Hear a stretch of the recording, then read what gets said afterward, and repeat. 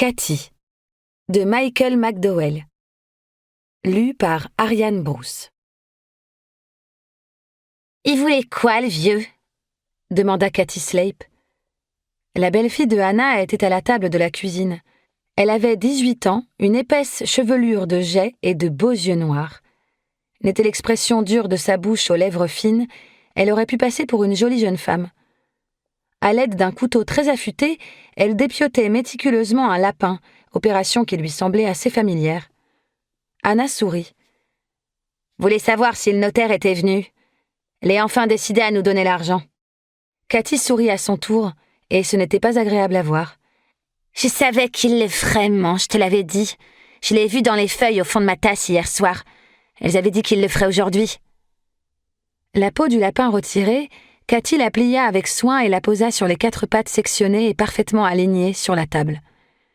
La cuisine du corps de ferme était à l'ancienne, grande et carrée, avec un sol et des murs en pierre qui suintaient par temps humide, ainsi que des cheminées peu profondes et des fours construits dans les murs.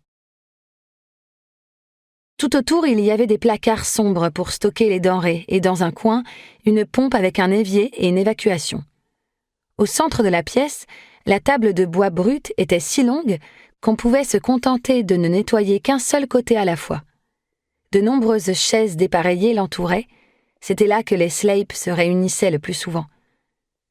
Hannah prit le lapin écorché et, avec son propre couteau, lui ouvrit le ventre pour en retirer les entrailles. Cathy la regardait faire avec une forme d'envie, comme si c'était une tâche qu'elle convoitait. « Là encore rien signé », prévint Hannah en jetant les viscères dans une poêle. « Il n'est pas encore décidé, mais il y a pensé. » Cathy trépigna des talons de ses bottes. « Oh maman, je voudrais la voir. Je voudrais tellement la voir. »« Comment ça, Cathy ?» demanda Hannah avec indulgence. « La voir en face de moi, juste lui et moi. Oh, ce vieux n'en a rien à faire de moi.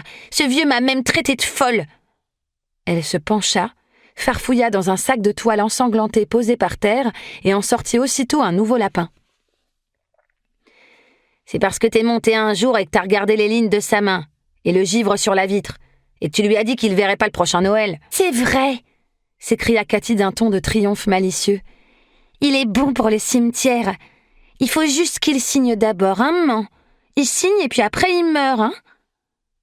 Sa belle-mère se contenta de sourire et de poser un doigt taché de sang sur ses lèvres. Cathy était une jeune fille grossière, que certains trouvaient simple d'esprit quand d'autres pensaient qu'elle avait le pouvoir de deviner l'avenir et de savoir des choses que les gens sensés, qui avaient toute leur tête, ne devaient pas savoir. Elle prenait encore plus de plaisir que Hannah à tourmenter Richard Parrock.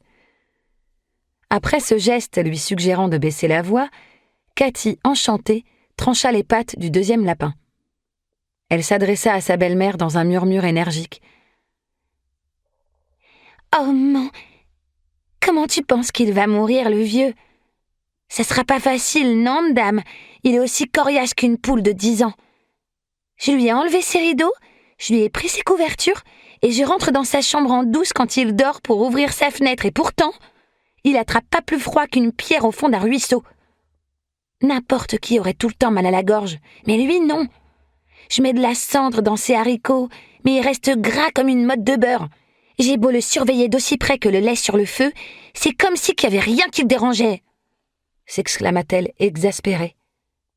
Elles se turent quelques instants, alors que Cathy s'appliquait à dépouiller le lapin. Quand elle eut fini, Hannah lui prit l'animal. « Les vieux, » dit-elle, reprenant leur conversation. « Il y a plein de choses qui arrivent aux vieux.